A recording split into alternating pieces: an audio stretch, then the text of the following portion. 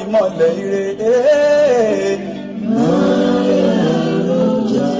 Máyà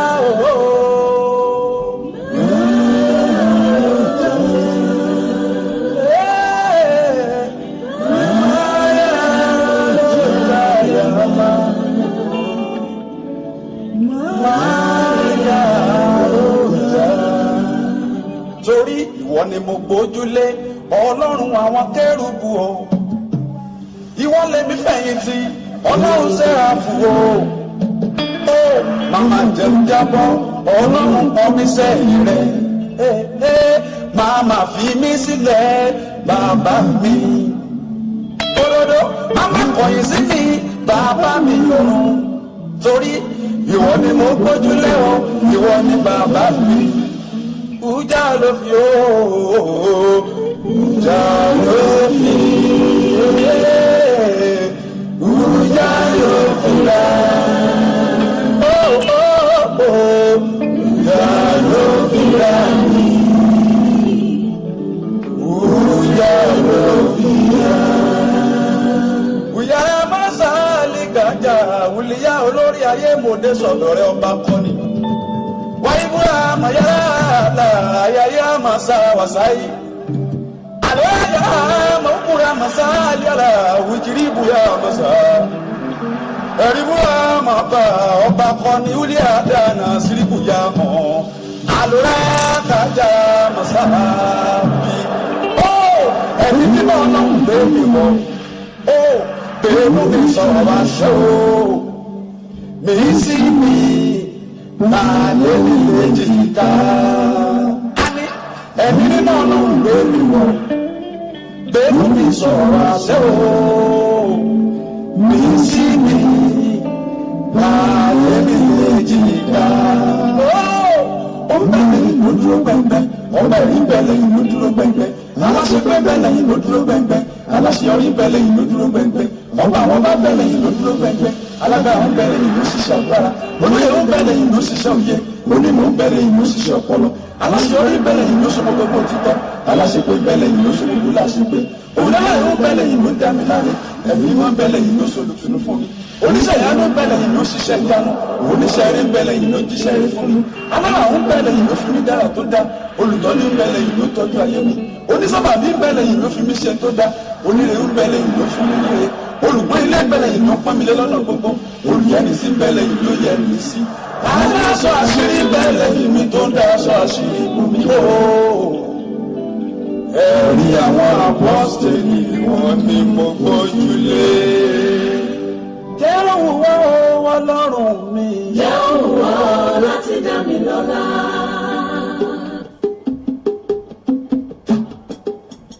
Jẹ́ òwúwọ́ Ẹlẹ́dàá mi. Jẹ́ òwúwọ́ láti dá mi lọ́lá. Orí ọ̀dọ̀ rẹ ni mo wá ṣàánú mi. Ọ̀dọ̀ rẹ ni mo wá ṣàánú mi bàbá. jẹ́ òwúwọ́ Ẹlẹ́dàá mi. Jẹ́ òwúwọ́ láti dá mi lọ́lá. Jẹ́ òwúwọ́ Ọlọ́run mi. Jẹ́ òwúwọ́ láti dá mi lọ́lá. Bàbá ọ̀dọ̀ rẹ ni mo wá ṣàánú mi. Ọ̀dọ̀ rẹ ni mo wá ṣàánú mi bàbá.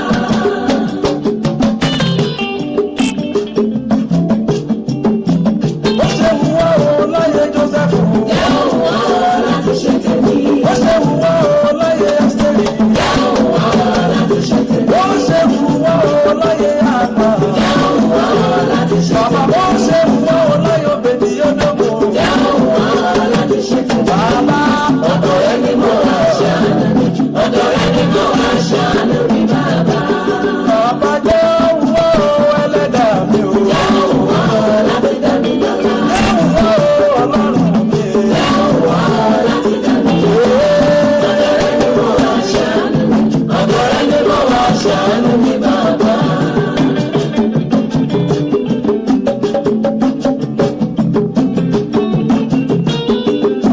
Ilé fẹ́ sórílẹ̀ ọmọ ìbò ní ọ̀dẹ̀ nìkan kan.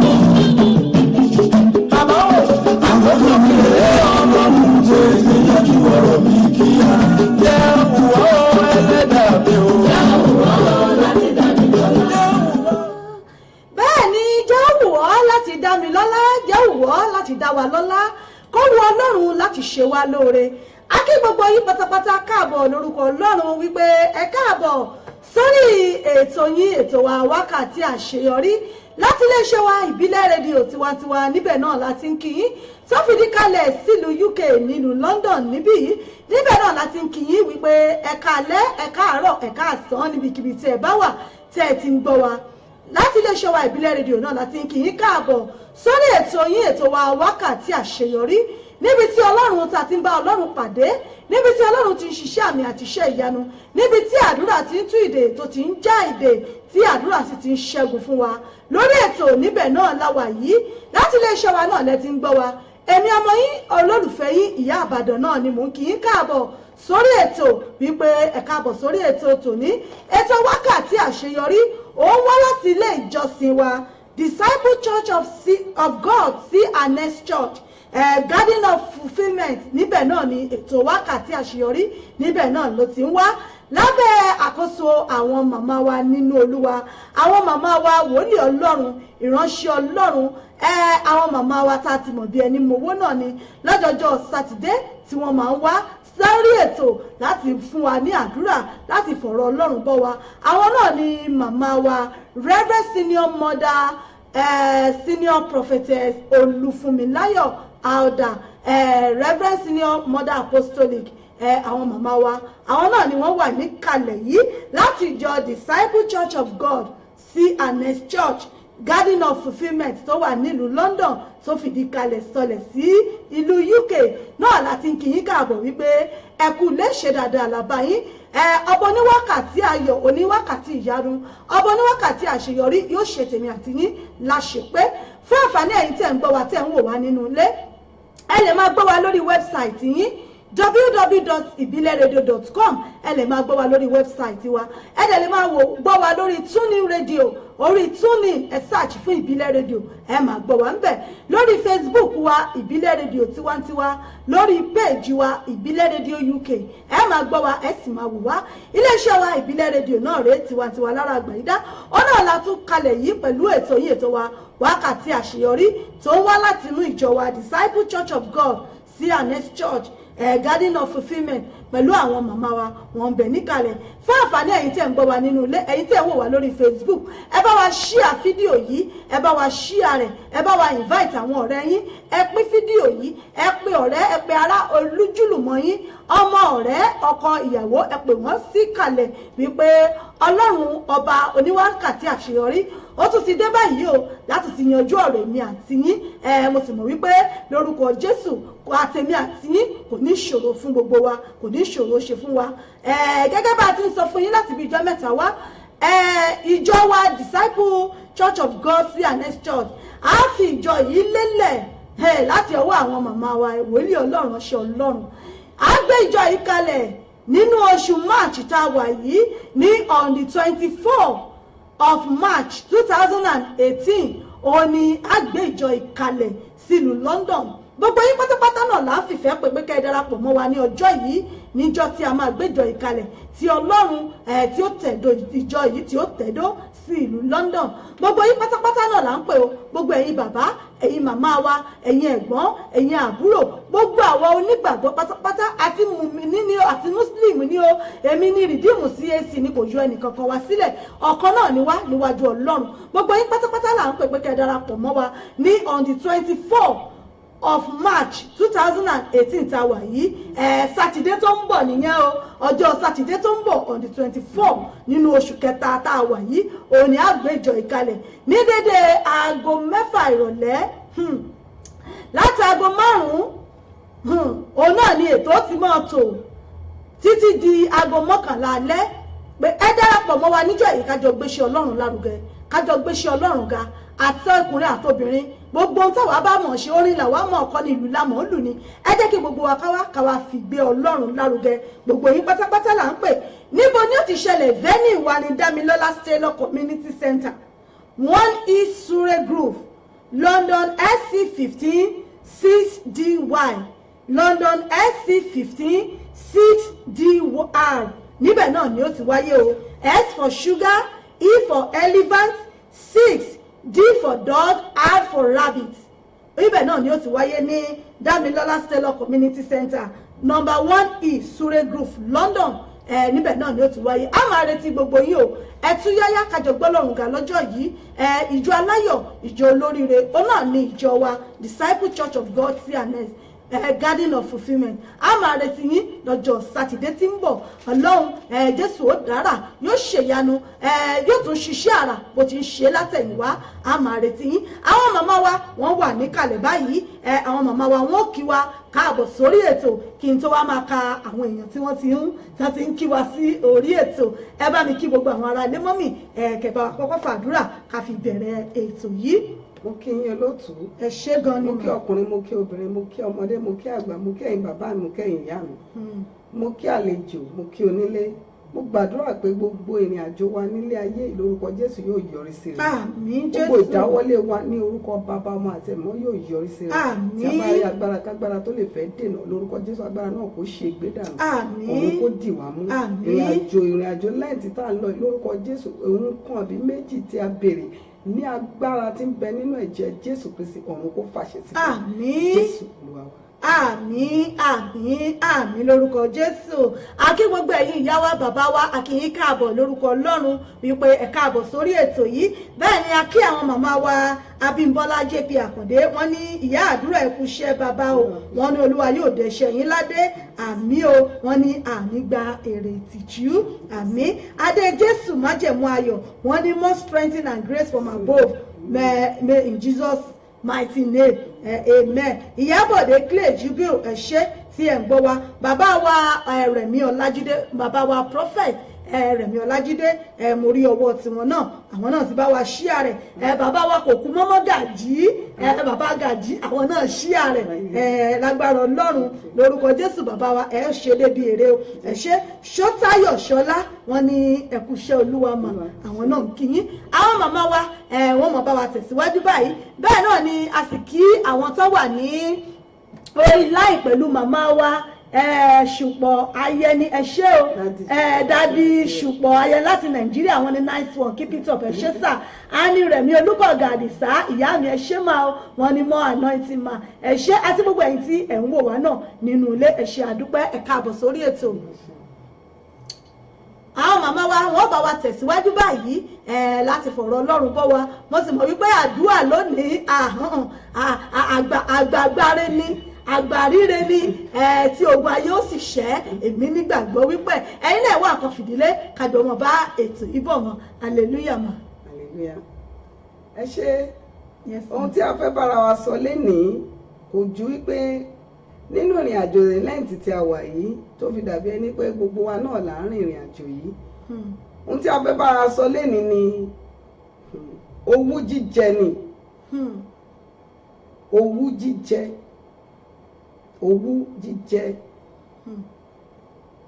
Well, I will say it in English, envy and jealousy. Owú jíjẹ àti ìlara. Owú jíjẹ àti ìlara.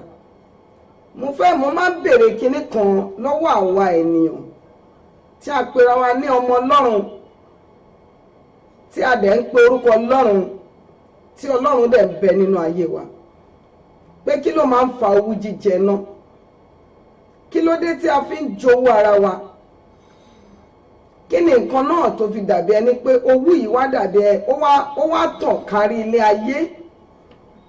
Èmi ò wá mọ nǹkan tí a fi ń jowú ara wa tó fi dàbí ẹni pé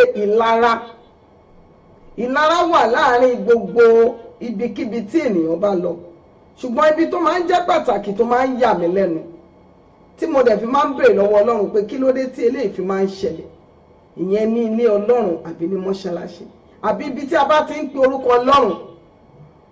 Ní tí ò dẹ̀ gbọ́dọ̀ ṣẹlẹ̀ ni nítorí pé owú jíjẹ ọ̀pọ̀lọpọ̀ tí ó máa ń tọ́ pé àwọn ní ìlara tí ó bá ní ìlara ó gbàgbé pé ẹni tó ń ṣe ìlara rẹ̀ ó lè jẹ́ ara rẹ̀ gan ní èrè rẹ̀ wà. Ọ̀pọ̀lọpọ̀ mọ ìyẹn ọ̀pọ̀lọpọ̀ kẹ́rẹ́ ti fi ìlara ó ti fi lé ọ̀pọ̀lọpọ̀ jáde nínú ìjọ even nínú ọba àjẹ́ gospel ọba àjẹ́ mọ́ṣáláṣí ọba ẹlòmíì ti fi ìlara ọ̀rọ̀ ẹ̀yìn ọ̀rọ̀ tí ò tiẹ̀ yẹ kí ó jáde lẹ́nu ọmọ Ọlọ́run owú jíjẹ ohun tí ò yẹ kí ó tilẹ̀ máa jáde lẹ́nu ọmọ Ọlọ́run ó máa jáde lẹ́nu àwa tí a pera wa ní onígbàgbọ́ àbáwa tí a ń pera wa ní ọmọ Ọlọ́run ká tiẹ̀ má pè wá pé ọmọ onígbàgbọ́ mọ́ nítorí gbogbo àti ọmọ mùsùlùmí gbogbo wa ọmọ Ọlọ́run náà ni gbogbo wa ẹ̀sìn lè yàtọ̀ ṣùgbọ́n ọmọ Ọlọ́run kan náà ni gbogbo ibì kan náà ni gbogbo wa ń lọ kò sí ibì kan tó máa sọ pé ọ̀run kan náà ni ọ̀run kan náà ni ibẹ̀ ni mùsùlùmí máa gbà ibẹ̀ ni kìrìsìtẹ́nì máa gbà ibẹ̀ ni gbogbo wa pátápátá ibẹ̀ ni gbogbo wa máa gbà kí ló wá fà á tó fi dàbí ẹni pé ìlara wàá ṣe ìlara ènìyàn títí wàá dẹ̀ ṣe ìlara ẹ̀ tó fi dàbí ẹni pé ìyẹn gan á ti torí ẹ̀ á kúrò ní ibi tí ó wà ìlara tó jẹ́ pé níbo ni ní kí ni nǹkan tí a tilẹ̀ àmú nǹkan kan wá kò sí nǹkan tí ẹnikẹ́ni mú wá tí o bá lè lọ kò sí nǹkan náà tí o fẹ́ mú lọ so kí la ń lara wa fún kí la fẹ́ gbà nínú ìlara kí la fẹ́ gbà nínú owú jíjẹ kí la fẹ́ gbà níbẹ̀ nítorí pé nígbà tí mo sọ fún olóòtú mo ní nǹkan tí mo fẹ́ nǹkan tó kún mi láti sọ bẹ̀tẹ̀ mi Ọlọ́run ní ìlara ìgbọ́gbọ́n ni mo fẹ́ kó sọ torí ìrìn àjò yìí ìrìn àjò lẹ́ǹtì yìí Ọlọ́run má jà ṣe lásán nítorí pé ẹlòmíà ní òun gbàwẹ̀ ó dẹ̀ ní ènìyàn sínú. Mo sọ̀rọ̀ kan ní ọ̀sẹ̀ tó kọjá pé ẹlòmíì lérò pé ó níhun sínú ṣùgbọ́n ó ti dáríjì kó dẹ̀ máa mọ̀ pé ó ti dáríjì òun ṣùgbọ́n nítorí pé ríra yín sọ ẹ̀yin ò kò lè mọ̀ pé ó ti dáríjì òun ṣùgbọ́n ó tilẹ̀ mọ́ ọ̀nà ti jìn. Focus ọ̀rọ̀ mi léni ni pé ìlara why do we envy each other? Why do we have a grievous hatred between each other? Níbo là ń lọ gangan náà níbo là ń lọ?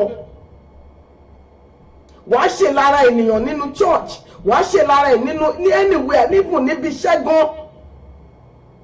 Bó ṣiṣẹ́ jù bó wọṣọ jù wá ní báwo ni ẹ jọ̀ọ́ ẹ torí Ọlọ́run. Orin ìjọ mímọ́ mo máa ń sọ ní àwọn bẹ̀ṣẹ̀ rẹ̀ wọ́n àwọn bẹ̀ṣẹ̀ rẹ̀ wọ́n kó tó wọlé ògan àwọn bẹ̀ṣẹ̀ rẹ̀ wọ́n ó ní àwọn bẹ̀ṣẹ̀ wò ó ní abẹ̀ṣẹ̀ wò abẹ̀ṣẹ̀ rẹ̀ wò kò sí tó lè ṣe fún ọmọlàkejì rẹ tí o kò ní jèrè rẹ̀ o lè sọ pé o lè jà pé Ọlọ́run á dáríjì ṣùgbọ́n ẹrù yẹn wà nílẹ̀. Ẹrù yẹn wà ńlẹ̀ ògbóni tó sọ ní bá ṣe ń sọ̀rọ̀ bí ẹ̀dẹ̀ ọ̀run gbé orin yẹn wá ní wàá bẹ̀rù rẹ níbodè olè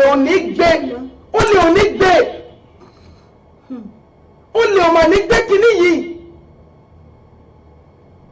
ṣé a ti gbàgbé pé tí a bá ṣe ìlara tí o bá ṣe ìlara tó jẹ́ pé ìlara àti ìwà tí ò tiẹ̀ yẹ kó jáde lọ́wọ́ ọmọ Ọlọ́run tí o bá ṣe léyìí kí Ọlọ́run kó jẹ́ ká fi iṣẹ́ rere sílẹ̀ fún àwọn ọmọ wa. Ṣé o ti gbàgbé pé tí n tó bá ṣe tí a bá lọ tán tí ọmọ ara ní ìyá rẹ̀ ọmọ ìyá rẹ̀ ni ìyá rẹ̀ burú jáì. Ṣé irú nǹkan bẹ́ẹ̀ yẹn ló yẹ ká máa ṣe? Ṣé irú ìwà yẹn ló yẹ kó wà nínú wa àwa tá a pera wa ní ọmọ Ọlọ́run àwa tá a pera wa ní ẹni àyànfẹ́ Ọlọ́run? Kò yẹ kí irú nǹkan bẹ́ẹ̀ yẹn kó wà nínú wa. Tí o bá ń bá èèyàn ọjà tí ènìyàn bá ń bá ọjà kíní yẹn ó lè wà nínú ẹ bẹ́ẹ̀ tí má jẹ́ kí kíní yẹn kó gbé inú ẹ pẹ́ títí bìkọ́ tó bá gbé inú ẹ pẹ́ títí ìwọ ọgbọ́n tún dènà eré tìrẹ ni ó mọ̀ ní àbí ó ka Bíbélì débẹ̀ nítorí pé tí o bá ṣe ìlara ọmọlàkejì rẹ àwọn wọṣọ bó bá ti ń bọ̀ ó ti mọ̀ aṣọ báyìí ni èlò ni wọ́n ọ̀pá òye báyìí ni wọ́n ń tà wàá ti mú ọyẹ wàá ti gbé ṣòro lé ta ló rán ẹ níṣẹ́ ta ló rán ẹ níṣẹ́ ẹ̀dẹ̀ sọ pé ọmọ Ọlọ́run ni ẹ́. Mi ò wá láti dá ẹnikẹ́ni lágara ṣùgbọ́n ohun tí Ọlọ́run sọ fún mi ni. Ohun tí Ọlọ́run sọ fún mi ó ní fúláwọ́ mi sọ kíní yìí ó ní kíní yìí ń ṣẹlẹ̀ ọ̀pọ̀lọpọ̀ dẹ̀ ń gbà àwẹ̀ yìí ó dẹ̀ ní ènìyàn sínú. Kí ló wá dé? Níbo là ń lọ náà? Níbo là ń lọ? Ó wà láàrin àwa pàápàá àwa Yorùbá. Ó wà lára wa nínú ìjọ Ọlọ́run gan ó wà lára wa nínú ìjọ Ọlọ́run ó wà lára wa.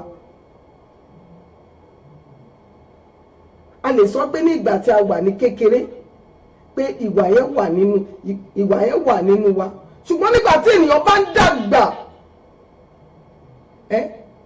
nígbà tí ènìyàn bá ń dàgbà àmì God have mercy. Tí ènìyàn bá ti wọ at least téèyàn bá ti wọ 40 tó bá ti wọ 40 plus tó ti ń lọ ó yẹ kó bẹ̀rẹ̀ sí reduce gbogbo àwọn ìwà pálapàla àwọn ìwà tí ò bá Ọlọ́run mu ó yẹ kó reduce ó yẹ kó tilẹ̀ fi sílẹ̀ nítorí pé ò mọ ọjọ́ náà tí ọ̀run máa sọ pé ó yá máa bọ̀. Ṣé o fẹ́ gbé èèyàn sínú lọ ni? Ṣé o fẹ́ gbé èèyàn sí inú lọ?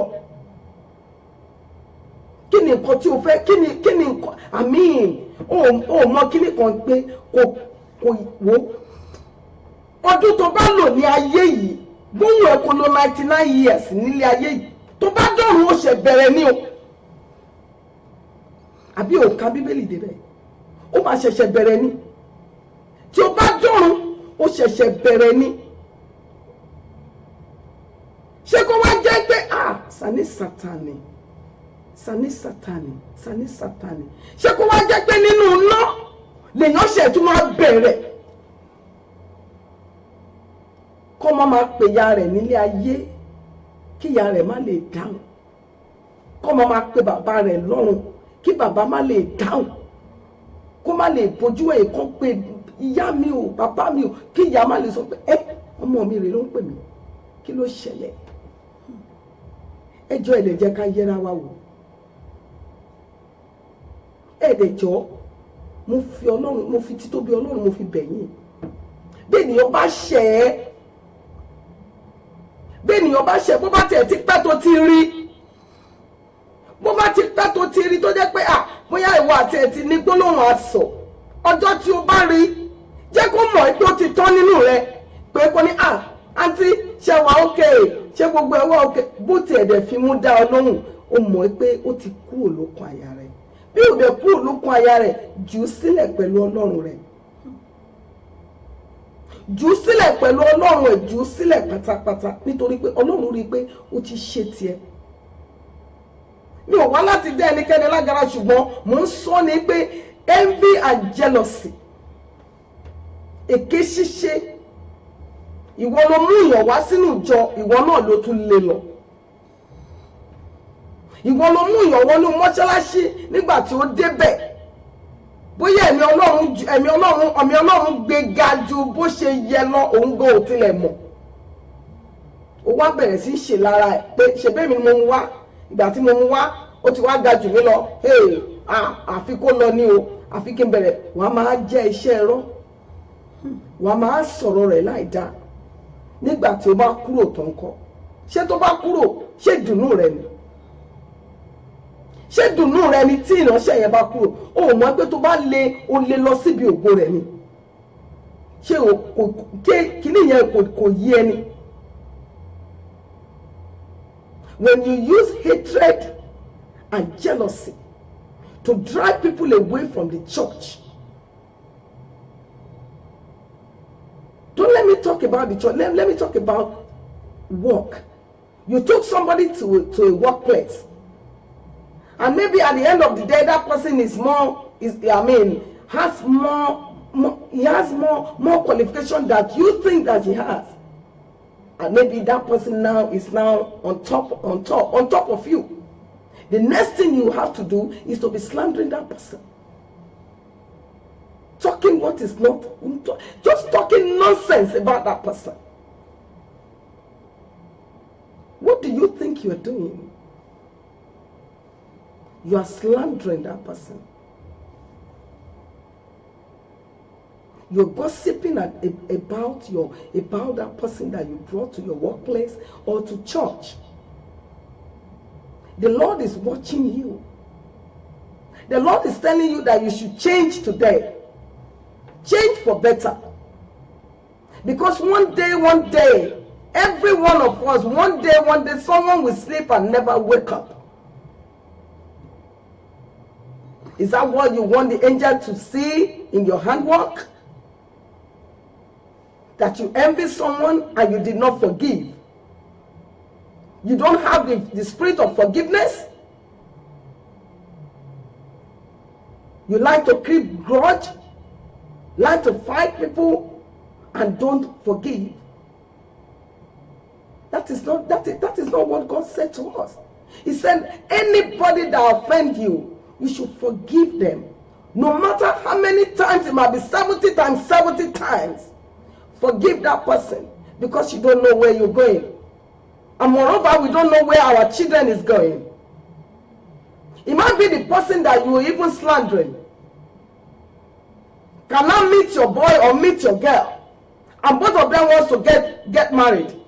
And then you want to say, oh no, you are not going to get married to her because the mother and the father, we are not in unity together. Do you know what that child or your son will tell you?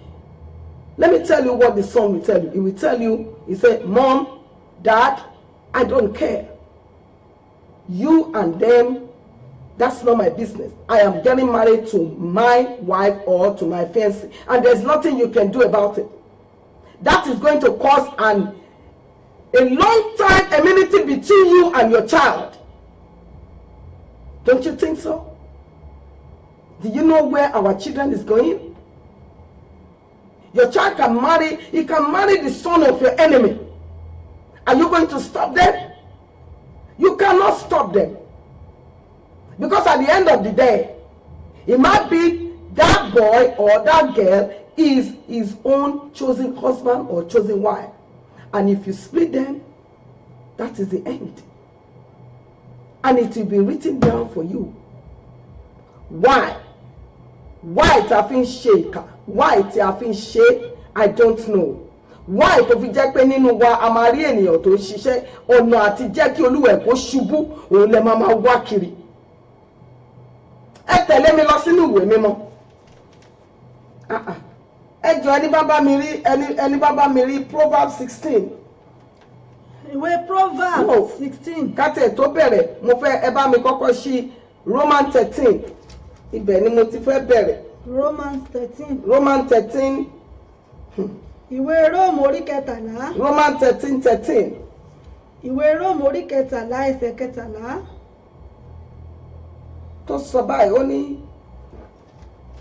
jẹ́ kí a máa rin ìrìn òtítọ́ bíi ní lọ́sàn-án kì í ṣe ní ìrédè òru àti ní ìmutípara. No, I think I'm getting Romans 13:13. Romans 13:13 said, let us walk honestly as in a day, not in rioting and drunkenness, not in chambering and wantonness, not in strife and envy. Màá kà ní Yorùbá. Ó ní jẹ́ kí a máa rìn ní ìrìn títọ́ bíi ní lọ́sàn-án kì í ṣe ní ìrédè òru àti ní ìmutípara, kì í ṣe ní ìwà èrí àti wọ̀bìà, kì í ṣe ní ìjà àti ìlara. Ó ní ẹ jẹ́ ká máa rìn ní òtítọ́. Ó ní kì í ṣe bí ìjà àbí ìlara. Ìlara. Ìwọ tí o bá wà nínú ìrìn àjò àwẹ̀ yìí, ní òtítọ́ àti òdodo ni mò ń sọ. ní ènìyàn sínú, mo mà bẹ̀, mo mà rọ̀ ẹ́, mà dáríjì, dáríjì, mà dáríjì gbogbo àwọn ìwà ẹgbẹ́ mo máa èmi máa bá wọn kanlẹ̀, kò mọ̀ mí ni, máa da ìjọ yẹn rú. Wọ́n Ọlọ́run má jẹ́ kó wọ́n, tó bá wọ́n wọ́n tún wọ́n fún ọmọ rẹ̀. Ọlọ́run ò ní jẹ́ kí irú nǹkan bẹ́ẹ̀ yẹn kó ṣẹlẹ̀ sí wa. Nítorí pé tí a bá wà nílé ayé yìí, ó yẹ kí a máa mọ̀ pé mo máa fi ọmọ sílẹ̀, mo máa bímọ, mo máa lẹ́bí, ẹbí mo máa ní ẹbí. Ẹ jọ̀ọ́ ẹ jẹ́ ká fi ìwà ìlara pé èmi ni mo mú wá, èmi ni mo mú wá, èmi náà ni mo mú wá, ṣebí mi mo ta mi òróró fún. Kí ni ìgbà tí n bá ta mi òróró fún, èmi náà ni máa mú wálẹ̀, èmi ni mo pè wá sínú ìjọ, ṣebí mi ni mo pè wá. Ó ṣe wá jẹ́ pé ìgbà tí mo pè wá, òun wá fẹ́ gun, kí ló dé? Òun wá fẹ́ gun, ó fẹ́ gorí ẹ̀. Ó ti gbàgbé pé bí a ṣe pè ọ́ kọ́ la ṣe pè ìránṣẹ́ yẹn, bá ṣe pè ọ́ kọ́ la ṣe pè. Ẹ jọ̀ọ́ ẹ tẹ̀lé mi lọ sí 1 Corinthians 13:4. 1 Corinthians 13:4. 1 Corinthians 13:4. Má tẹ̀bẹ̀ láti 1 Corinthians 3:4. Ó ní bí mo sì fi gbogbo ohun ìní mi bọ́ àwọn tálákà, bí mo sì ń fi ara mi fúnni láti sùn, tí èmi kò sì ní ìfẹ́, kò ní èrè kan fún mi. Ó ní ìfẹ́ á máa mú sùúrù, á sì máa ṣeun. Ìfẹ́ kì í ṣe ìlara, ìfẹ́ kì í sọ̀rọ̀ ìgbéraga, kì í fẹ́. Ó ní ìfẹ́ kì mi ò fẹ́ máa I don't want to start from 1 Corinthians, mi ìfẹ́ bẹ̀rẹ̀ látòrí 1 Corinthians 1, 1 Corinthians 13:1 to kìíní. Bí o tilẹ̀ fọ́ ní ọgbọ́n wọ́n ohun ẹ̀ kò máa rí sánmọ̀, ògbọ́n tí 1 Corinthians 13:1 gbogbo àná la mọ̀ ọ́. Ó ní bí mo tilẹ̀ ń fọ́ nírúurú èdè àti ti àwọn áńgẹ́lì tí èmi kò sì ní ìfẹ́, èmi dàbí idẹ tí ń dún, tàbí tí kí n bá lè olóhùn gòrò. Tí o kò bá ní ìfẹ́, tí o bá jíṣẹ́, o mọ̀ pé kinní kan máa ń wà tó jẹ́ Ọlọ́run kó má ṣe wá ní ohun àlòpàtì. Ẹ̀mí mímọ́ kó má ṣe wá ní ohun àlòpàtì. Nítorí pé tí Ọlọ́run tó máa ẹ̀rí ò ní jẹ́. Torí náà ni a ṣe ń sọ pé fi ìwà ìlara fi sílẹ̀, ìwà ìlara fi sílẹ̀. Mo rọ̀ yín ni, mo bẹ̀ yín ni, ẹ̀yin ènìyàn mímọ́, ẹ̀yin bàbá, ẹ̀yin ìyá mi, tí ènìyàn bá ṣẹ̀ wá, ẹ jẹ́ ká pè é, ká dáríjì. Nítorí pé àwọn ibi tá à ń lọ lọ́la, kò sẹ́ni tó mọ ibi tó ń lọ lọ́la. A ti lè máa gbọ́ àwọn oníwàásù tó ní ire rẹ̀ máa dé, ayọ̀ rẹ̀ máa dé kíní kan, bẹ́ẹ̀ tí ayọ̀ bá dé kọ́, ayọ̀ á dé. Ìlara ta wá ní sí ọmọlàkejì wa ń kọ́, ìyẹn ò dára, ìyẹn ò dára rárá. Ẹ wo ìtàn Jósẹ́fù, mo ti sọ ìtàn yẹn rí, mo digress lọ sí ọ̀rọ̀ ìtàn Jósẹ́fù ni. Ẹ wo ìlara tí àwọn ọmọ ìyá rẹ̀ àti bàbá rẹ̀ tí wọ́n ṣe fún. Wọ́n rò pé àwọn ti pa ni, wọ́n rò pé àwọn ti pa.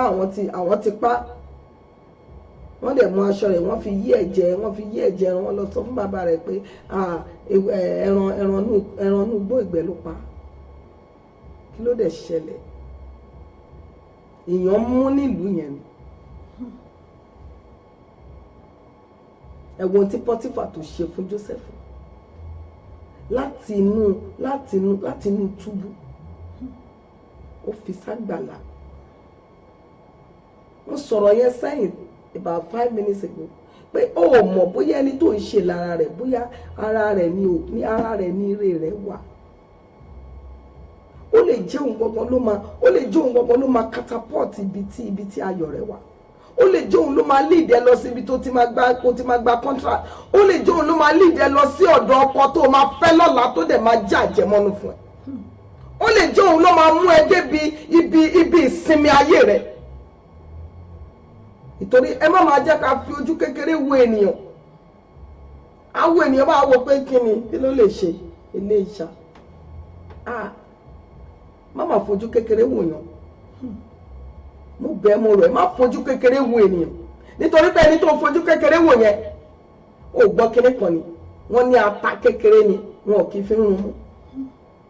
ẹni kékeré tí o rò pé ẹni kékeré pé eléyìí kékeré yìí mú o mọ̀ pé o mọ̀ bóyá òun gbọgbọ bóyá ẹbí rẹ̀ ló wà nídìí gọ́fìmẹ̀ntì tó wà nílùú o ò ní mọ̀ because kò ní kọ́ sórí náà kò lè kọ́ sórí pé òun mọ̀ pé ẹbí òun báyìí lòun ṣe rí. ẹ jọ̀ọ́ mo bẹ̀ yín mo rọ̀ yín ẹ jẹ́ ká fi ẹ̀mí ìlara sílẹ̀ pàápàá àwọn atapẹ̀ra wa ní aládùúrà kíní yẹn pọ̀ lára wa ó mà pọ̀ o ó mà pọ̀ o ó mà pọ̀ o mo fẹ́ joyè mo fẹ́ gbagbá mo fẹ́ gbà ọjọ́ wo ló dé èmi ni mo kọ́kọ́ gbà ọjọ́ wo ló dé èmi ni mo fẹ́ gbà èmi ni mo fẹ́ ṣe èmi ni mo fẹ́ mọ̀. ẹ wo nígbà tí wọ́n lọ bá bàbá Dáfídì tí wọ́n ní ìdílé rẹ̀ náà fẹ́ fi jọba. bàbá rẹ̀ kó gbogbo àwọn ẹ̀gbọ́n rẹ̀ jáde ó ní àwọn eléyìí ni ó yá èyí tó bá wù yín ó yá ẹ ṣáà ẹ tàmì òróró ọba fún any one of them. ìgbà táwọn ìránṣẹ́ yẹn wọ́n wọlé wọ́n ló kẹ́ nìkan. ẹgbọ́n tí bàbá rẹ̀ sọ wọ́n ní ẹnìkan lẹ́nìkan ẹni tí wọn ò lérò rárá. kábíyèsí Ọlọ́run. ẹ gbọ́ Dáfídì ẹni tí wọn ò lérò rárá. mo fẹ́ kí ọ̀rọ̀ Bíbélì yìí kó máa rókì ní ọkàn wa pé ẹni tí wọn ò lérò rárá. wọ́n ní last born ní nbọ ló wà ó ń dákó ó wà nínú gbó ó wà nínú agbo ẹran tó ń wọn àtàwọn ẹran tó jọ mílẹ̀ jẹ níbẹ̀ wọ́n ní ẹ lọ pè wá ẹ gbọ́ kinní kan àràmàkà ọba mi o Ọlọ́run tó máa ń mú ẹni èèyàn máa ń fi síwájú cast of it die Ọlọ́run tó máa ń mú ẹni ẹ̀yìn mo síwájú á ní iwájú ló ń lọ. Jehovah kábíyèsí rẹ Olódùmarè. ìgbà tí wọ́n lọ mú Dáfídì wá ẹnu ya bàbá rẹ̀ náà ni wọ́n ní ẹni eléyìí náà ni ẹ gbọ́ báyìí ẹni tí bàbá rẹ̀ ti ní àwọn wà ní oko òun àtàwọn ẹran wọn bára Dáfídì gan ò tiẹ̀ mọ̀ pé òun tiẹ̀ lè jọba. Wọ́n bọ́ ṣe mú bàbá yìí àmì yẹn dẹ̀ mọ̀ pé eléyìí ló bá.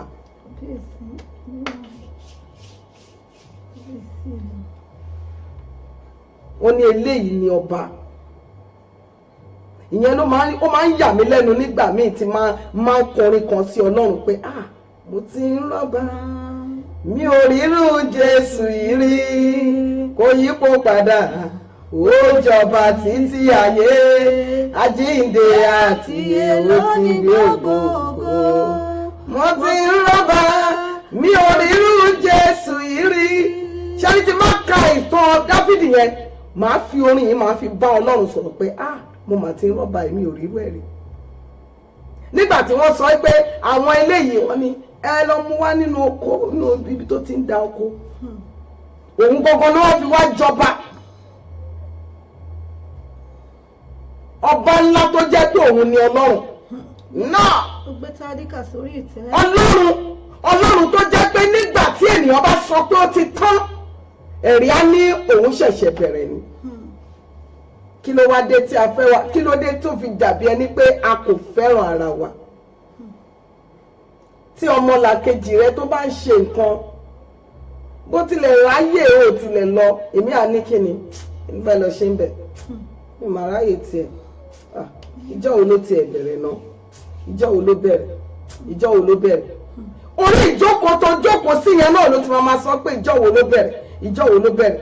Ìjọ́ wo, nígbà tí olúwa rẹ̀ tí kò bá tilẹ̀ ro tirẹ̀.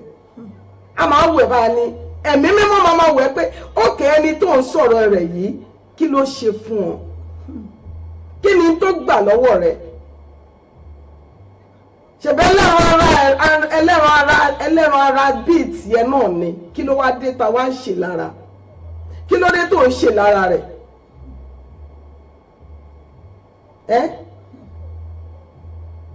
Àwọn ẹlòmíì wà tó jẹ́ pé inú wọn burú jáì, wọn ò lè dáríjì, wọn máa bẹ́ mo máa rọ ẹ̀, ó máa mọ́lá, ó máa mọ́ ọ̀la, ó máa mọ́ ilẹ̀ tó máa mọ́ lọ́la. Bí a ṣe ń sọ̀rọ̀ yìí, ẹ̀mí mímọ́ tó ń sọ ẹlòmíì sọ ní ẹ̀ ò dẹ̀ fi òun sílẹ̀, ohun tóun máa ṣe lòun máa ṣe. Èmi á wí ìtọ́lọ́run rán mi màá wí tí Ọlọ́run rán mi pé dáríjì ènìyàn, má ṣe ìlara, ìlara ò dára, má má ṣe ìlara ènìyàn. Màmá wò bí Ọlọ́run, nítorí pé tí o bá ṣe ìlara ènìyàn ó máa dàbí ìgbà tí wọ́n bá sọ pé ọ̀rọ̀ tí ẹ̀gbọ́n ló máa sọ, ọ̀rọ̀ tirẹ̀ ló máa sọ, á dàbí ẹni pé kéèyàn fa tiẹ̀ dání kó wá ru ẹrù ẹlẹ́rù. Ìyá àdúrà mi ló máa ń sọ̀rọ̀ yẹn, màá ní níjọ́ tó sọ̀rọ̀ yìí mo ní màmá kílẹ̀ sọ, ó ní ìgbà tí ẹni ra mílìkì òṣèré, ẹni ra agolo lásán ni ó wá ń gba abẹ́rẹ́ orí, mo ní mo ní kí lẹ mean by that? Ó lẹ́yìn tó ra mílìkì gan tó mu mílìkì ẹ̀, ó ti mu mílìkì ó ti dagolo nù, kò wọ́ wèrè o, èyí tó wá gba agolo dání. Ìyẹn ni pé ọ̀rọ̀ ọlọ́rọ̀ ẹjọ́ ẹ torí Ọlọ́run ó dẹ̀ mẹ́nu kúrò ní ọ̀rọ̀ ọlọ́rọ̀. Pàápàá the most important thing, má fi ẹnu rẹ má fi ba ìjọ jẹ́. Ẹnu rẹ má fi ba ìjọ jẹ́, nítorí pé tí o bá ba ìjọ kan jẹ́ wọ́n á kọ́lẹ̀ fún ọ, wọ́n máa kọ́lẹ̀ o. When you use your mouth to slander somebody, it will be written down for you. No matter where you go, no matter where you go, no matter where you, no matter where you go in the four corners of this world, it will be written down for you. Why don't you desist from hatred? Why don't you desist from slandering people? Why don't you desist from gossiping? Because gossiping or slandering or saying something hateful against somebody is a grievous sin that can never be erased. A grievous sin that can never, it's like you are slandering the Holy Spirit. Don't you know the Holy Spirit you are slandering, the person you are slandering is part of the Holy Spirit. The Holy Spirit is living in them. Why do we have to slander each other? Why do we have to hate each other? Even in the church of God. Oh, I'm the one that brought him to the church. Why is he now a pastor? I'm the one that brought him to the church. Why is he not an evangelist? I'm the one that brought him to the... Why is... Because when you brought that person to the church, he was doing the work of God conscientiously. He didn't even look at you that you are the one that brought him to the church or you are the one that brought her to the church. And when the time of anointing comes, the Lord will speak to the pastor or to the evangelist of that church and say, this person, you have to anoint him or anoint her as an evangelist or as a pastor. But what about you that you brought somebody to the church? You are busy talking about somebody. You are busy slandering somebody, and you want the Holy Spirit to anoint you? Hell no! It cannot be. It just cannot happen. It doesn't matter maybe you brought somebody to the church or not. It doesn't matter maybe you brought somebody to the mosque or not. It doesn't matter maybe you brought somebody to anywhere. The one thing you have to know is that the person that you brought, you don't know, you don't even know what anointing that person might carry. You don't know the anointing and the grace that person have got. He got there and he was doing the work of God conscientiously without looking back. And the Holy Spirit anointed him as an evangelist or as a pastor. And you started talking about that person, and at the end of the day, you are really talking about him so that that person will leave the church. If that person leave the church, don't you think you are pushing him to his or her own glory? Share money. Don't you know that? Tí Ọlọ́run bá ti dá májẹ̀mú pé ènìyàn pé ẹni gíga ni eléyìí máa jẹ́, ó di dandan. Ẹ jọ̀ọ́, mi ò wá láti dá ẹnikẹ́ni lágara, because everybody knows that pé mi ò kí I don't go into so much Bible.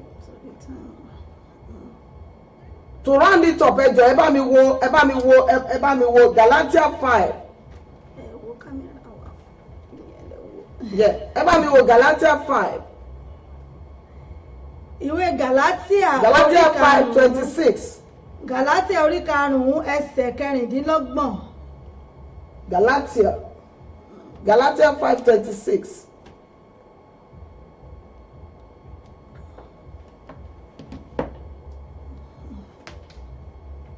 Galatia 5:26. Tó kà báyìí pé ó ní ẹ má ṣe jẹ́ kí a máa ṣògo asán, kí a máa mú ọmọnìkejì wa bínú, kí a má sì ṣe ìlara ọmọnìkejì wa. I read it in English. Let us not be desirous of vainglory, provoking one another, envy one another. Tí o bá ti ń ṣe ìlara ọmọlàkejì rẹ, ìwọ gangan ó kù díẹ̀ káàtó. Ẹ má jẹ́ ká ṣe ìlara ọmọlàkejì wa mọ́. Mi ò mọ ẹni tí wọ́n ti ṣe ìlara rẹ̀. Mi ò mọ ẹni tí wọ́n ti fi ìlara gba ògo lọ́wọ́ rẹ̀. I don't know the person that has been in this kind of situation. You are going to pray to God. Òun á gbàdúrà sí Ọlọ́run. Síwájú ká tó gbàdúrà wa kọ́kọ́ bẹ̀ Ọlọ́run pé kí Ọlọ́run kó dáríjì ọ̀nà. Ìwọ tí ẹ̀mí ìlara wà nínú ayé rẹ̀. Nítorí pé lẹ́ǹtì yìí kò ní pẹ́ tán, ó kù díẹ̀díẹ̀. Ó kù díẹ̀díẹ̀. A fẹ́ bẹ̀ Ọlọ́run pé Olúwa dáríjì mi. A ti wà nínú àdúrà báyìí. Ọlọ́run dáríjì mi. Gbogbo ẹ̀ṣẹ̀ tí lè ṣẹ̀ tí mo fi lára ọmọlàkejì mi tó dàbí ẹni pé ó kù díẹ̀ káàtó Ọlọ́run. Bóyá mo lára rẹ̀ nínú ìjọ ni. Bóyá mo lára rẹ̀ nítorí pé wọ́n fi jẹ olórí, àbí wọ́n fi jẹ pastor, àbí wọ́n fi jẹ evangelist, àbí wọ́n fi jẹ nǹkan kan. Ẹ̀mí mímọ́, mo bẹ̀ ọ́ lẹ́ni, Olúwa dáríjì mi. Ẹ sọ di àdúrà, orúkọ Jésù, orúkọ Jésù, agbára ẹ̀jẹ̀ Jésù, ẹ̀mí mímọ́ o. Ayérayé ọba mi tí jẹ́ òtítọ́, ìmọ́lẹ̀ tí ń bẹ nínú òkùnkùn ayé. Ọlọ́run dáríjì mi. Ẹ̀ṣẹ̀ tí mo lè ṣẹ̀ tó lè fa ìdíwọ́ àti ìdènà. Ẹ̀ṣẹ̀ tí mo ṣẹ̀ tí mo lárọ́ ọmọlàkejì mi, àbí tí mo kẹ́gàn rẹ̀, àbí tí mo sọ̀rọ̀ rẹ̀ láì dá. Ọlọ́run dáríjì mi. Ẹ̀mí mímọ́ dáríjì mi. Ọlọ́run dáríjì mi. Ẹ̀mí má dẹ̀ṣẹ̀ mọ́. Ọlọ́run dáríjì. Ẹ̀mí mímọ́ dáríjì. Ọlọ́run dáríjì. Ọlọ́run dáríjì mi. Ọlọ́run dáríjì mi. Ẹ̀mí mímọ́ dáríjì mi. Fi òpin sí ogun ayé mi. Jésù Olúwa wa. Àmín. Àmín. Àmín lórúkọ Jésù. Ṣé mo pé tí ènìyàn bá ń ṣe ìlara, wàá rò pé bóyá ẹnìkan ló ń bá ọjà ogun. Ẹni tó ń ṣe lára rẹ̀ náà, òun náà ń sáré rẹ̀. torí má rò pé ẹni tó ń ṣe lára rẹ̀ pé òun náà kàn máa káwọn lẹ́rọ àmà wù ẹ́ ni ó mọ̀ pé òun ṣe lára òun ó mọ̀ pé òun ṣe lára òun ó dẹ̀ mọ̀ pé ìwọ tó ń ṣe lára òun náà ò ní dúró a máa bẹ Ọlọ́run a fẹ́ sọ fún Ọlọ́run Olúwa fi òpin sí ogun tí mò ń jà nílé ayé yìí ẹ̀mí mímọ́ fi òpin sí ogun tí mò ń jà nílé ayé yìí nítorí ikú orí igi Kávárì ẹ̀mí mímọ́ fi òpin sí ogun tí mò ń jà nílé ayé yìí nítorí ikú orí igi Kávárì ẹ̀mí mímọ́ fi òpin sí ogun tí mò ń jà nílé ayé ìsọdí àdúrà orúkọ Jésù agbára ẹ̀jẹ̀ Jésù ẹ̀mí mímọ́ o mo máa bẹ̀ ọ́ lẹ́ni Olúwa fi òpin sí ogun tí mò ń jà ẹ̀mí mímọ́ fi òpin sí ogun tí mò ń jà nítorí ikú orí igi Kávárì Ọlọ́run fi òpin sí ogun tí mò ń jà ẹ̀mí mímọ́ fi òpin sí Ọlọ́run fi òpin sí alágbára fi òpin sí ẹ̀mí mímọ́ fi òpin sí ogun tí mò ń jà nílé ayé yìí ẹ̀mí mímọ́ fi òpin sí alágbára fi òpin sí ogun tí mò ń jà ayérayé fi òpin sí ogun tí mò ń jà ayérayé fi òpin sí ogun tí mò ń jà ogun tí mò ń jà yìí ti tó alágbára ogun tí mò ń jà yìí ti tó Ọlọ́run fi òpin sí Ọlọ́run fi òpin sí ẹ̀mí mímọ́ fi òpin sí Ọlọ́run fi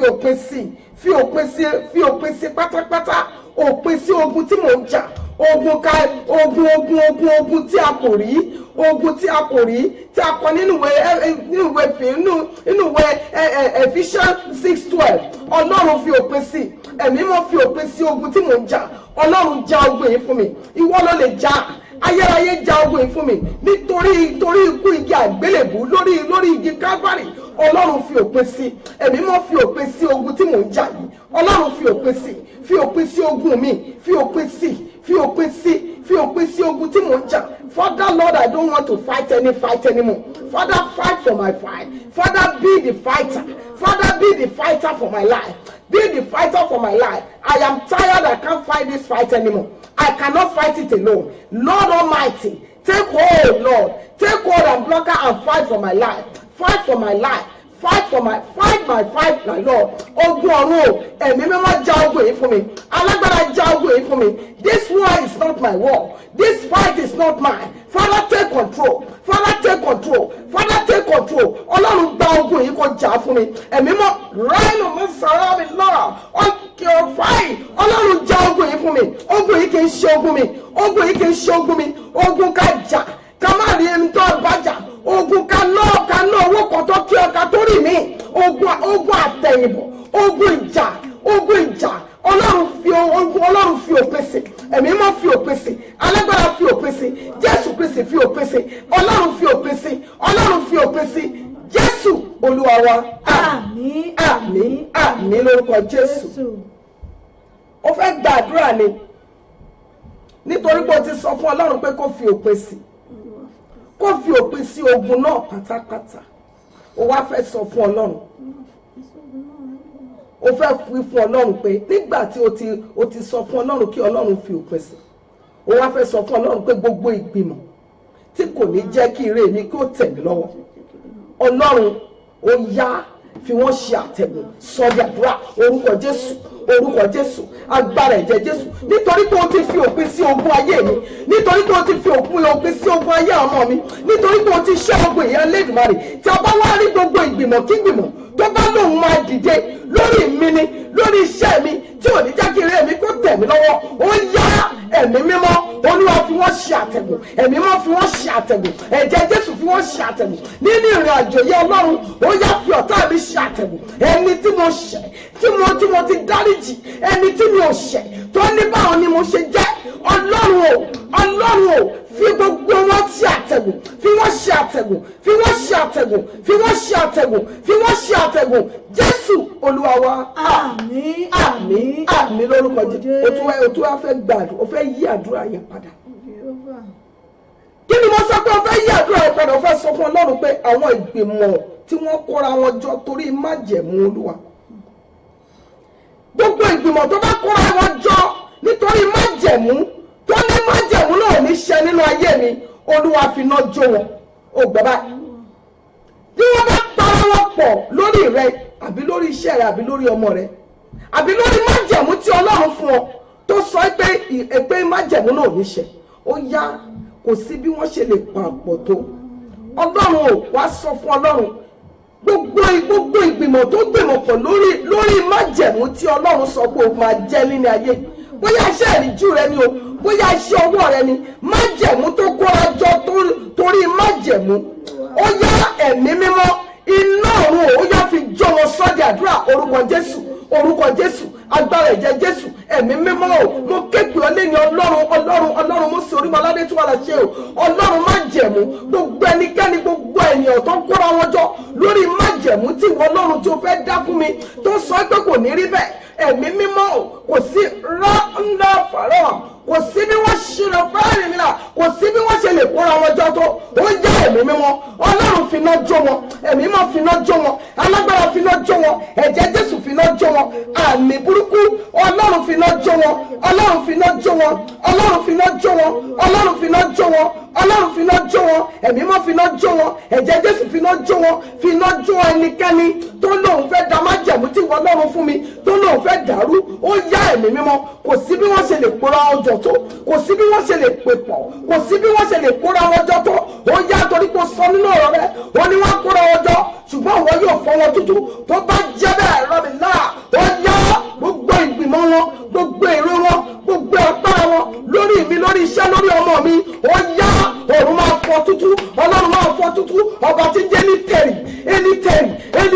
ó yá máa tẹ̀rí wọn bá, ó yá máa tẹ̀ wọ́n rí, ó yá máa tẹ̀ wọ́n rí, ó yá máa tẹ̀ wọ́n rí, ó yá máa tẹ̀ wọ́n rí, gbogbo agbára kágbára tí wọ́n lè gbèsè, gbogbo agbára kágbára tí wọ́n lè ní, wọn ò bá gba fídíò àṣà, wọn ò bá gba lẹ́tọ́nà jẹ́nà, ó yá ẹ̀mí mímọ́, agbára wọn, ó yá ọ̀run o, Ọlọ́run òtítọ́ àti ìyè, ó yá sọ́dọ̀mí mọ́ wọn lọ́wọ́, ó yá sọ́dọ̀mí mọ́ wọn lọ́wọ́, ó yá sọ́dà sọ́mọ́ wọn lọ́wọ́, Jésù Olúwa wa, àmín àmín àmín lórúkọ Jésù.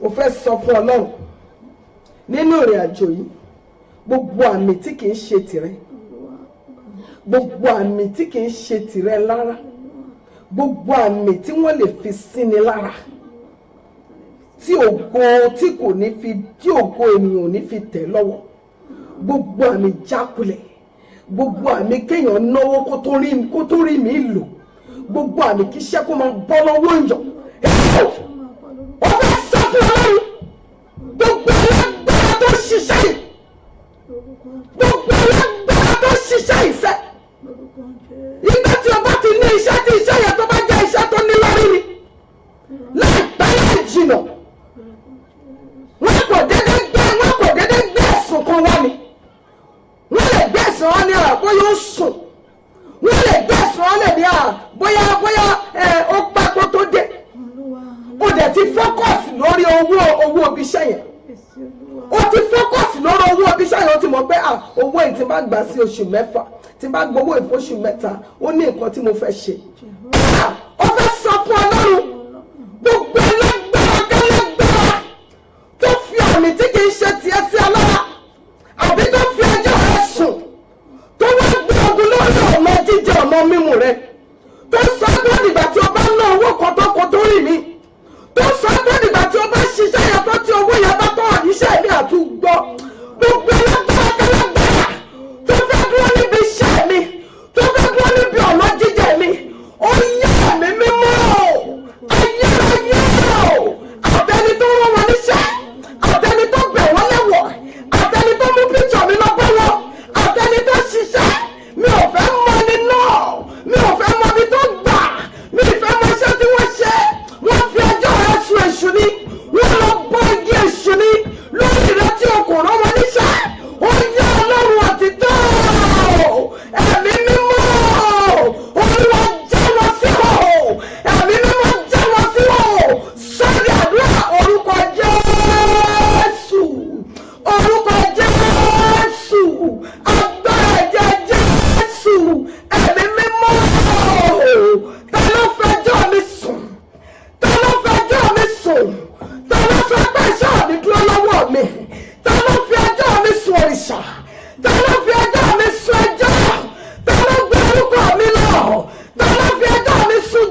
èṣù ta ló gbé oúnjẹ fún èṣù tí mi ò rán níṣẹ́ ẹ̀mí mímọ́ Olúwa Jésù ẹ̀mí mímọ́ Jésù ogun ọ̀run Jésù mi ò gbọ́dọ̀ náwó tó kí iṣẹ́ mi tó bọ̀ iṣẹ́ ò gbọ́dọ̀ bọ́ lọ́wọ́ mi mọ́ iṣẹ́ ò gbọ́dọ̀ bọ́ lọ́wọ́ mi mọ́ iṣẹ́ ò gbọ́dọ̀ bọ́ lọ́wọ́ mi mọ́ Jésù mo bẹ̀ ọ́ ni alágbára mo bẹ̀ ọ́ ni tani ẹni tó sọ pé nígbà tó bá lọ́wọ́ kan tó nìkan máa dé tani ẹni tó sọ pé nígbà tó bá níṣẹ́ tó darí iṣẹ́ yẹn máa bọ́ lọ́wọ́ rẹ̀ tani ẹni tó ṣiṣẹ́ yìí Ọlọ́run òtítọ́ ibi náà ti ṣe ní Nàìjíríà náà ti ṣe ní ẹ̀mí mímọ́ iṣẹ́ ìdá ilé wọn lórí mi ò bẹ̀ èṣù lọ́wọ́ ẹ̀ mi ò bẹ̀ èṣù lọ́wọ́ ẹ̀ mi ò bẹ̀ èṣù lọ́wọ́ ẹ̀ mi ò bẹ̀ èṣù lọ́wọ́ ẹ̀ mi ò ní nǹkan ṣe pẹ̀lú èṣù tani ẹni tó lọ bẹ̀ èṣù lọ́wọ́ ẹ̀ lórí mi tani ẹni tó lọ fún èṣù ló ń jẹ lórí mi tani ẹni tó koríko mi lórí èṣù ẹ̀mí mímọ́ jẹ́ sí ọ̀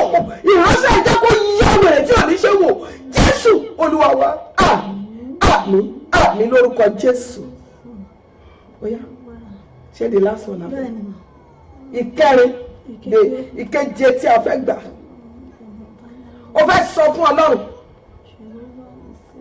ó fẹ́ wí fún Ọlọ́run Olúwa ẹ̀mí mímọ́ o nínú ìrìn àjò yìí nínú ìrìn àjò láìsí yẹ Ẹlẹ́dùmarè Olúwa mo bẹ̀ ọ́ lónìí ní àwọn èèyàn àyànfẹ́ lọ́kùnrin lóbìnrin tí wọ́n gbé ọwọ́ mi sókè tí wọ́n gbé mi dé èbúté ìyanjú Olúwa rán wọn sí mi ó ní àwọn ènìyàn àwọn àyànfẹ́ rere àwọn ènìyàn rere lọ́kùnrin lóbìnrin tí wọ́n yóò gbé mi dé èbúté yíyanjú àwọn tí wọ́n gbé ọwọ́ mi sókè àwọn tí wọ́n gbé mi dé èbúté yíyanjú Ọlọ́run yàn wọ́n sí mi Ẹlẹ́dùmarè yàn wọ́n sí mi nítorí pé ó ti pẹ́ Ẹlẹ́dùmarè ó ti pẹ́ Ọlọ́run yàn ènìyàn rere sí mi àwọn ènìyàn rere àwọn ọkùnrin rere àwọn obìnrin rere àwọn aláàánú tí wọ́n gbé ọwọ́ mi sókè tí wọ́n gbé mi dé èbúté yíyanjú Ọlọ́run mo bẹ̀ ọ́ ẹ̀mí mímọ́ mo bẹ̀ ọ́ alágbára mo bẹ̀ ọ́ awímáyẹ̀hùn mo bẹ̀ ọ́ Ọlọ́run mo sọ̀rí mọ́ ládé tí wọ́n là ṣe mo bẹ̀ ọ́ ó yá àwọn ènìyàn rere àwọn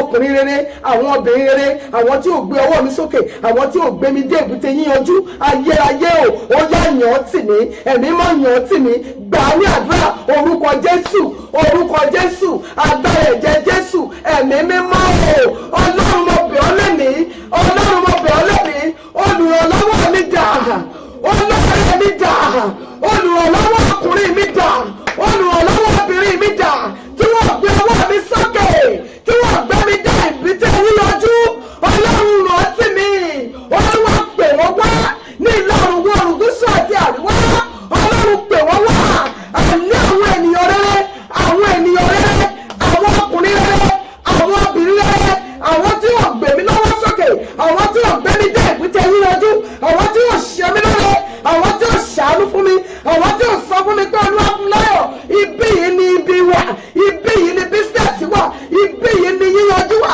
Ọlọ́run mo bẹ̀ ọ́ ẹ̀mí mímọ́ mo bẹ̀ ọ́ lẹ́ni Ẹlẹ́dùmarè Olúwa rán wọn sí mi Olúwa rán wọn sí mi ẹ̀mí mọ́ rán wọn sí mi bí ó ṣe ń rán wọn sí mi Ẹlẹ́dùmarè Olúwa rán sí àwọn ọmọ mi Olúwa rán sí àwọn ọmọ mi olórí ọmọ mi ọkùnrin olórí ọmọ mi obìnrin tí wọ́n gbé ọwọ́ wọn sókè tí wọ́n gbé wọn dé èbúté yíyanjú Ọlọ́run rán sí wọn ẹ̀mí mọ́ rán sáwọn ọmọ mi rán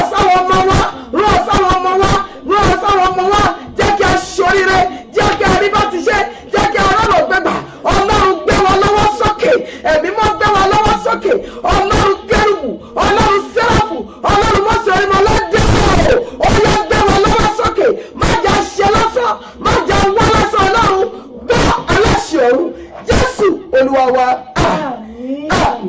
àmín lórúkọ Jésù ayérayé Ọlọ́run àṣẹ ìmọ́lẹ̀ tí ń bẹ nínú òkùnkùn ayé ọba mi tí ń jẹ́ bẹ́ẹ̀ àrámàkà tí ń bẹ nínú àwọn ọ̀run mo gbàdúrà lénìí and I will say that in English today that I declare and I decree into your life today that the singular miracle that will see the pride of your enemy shall happen into your life today in Jesus' name. Amen. The success that will shut the mouth of your haters permanently is activated now in your life.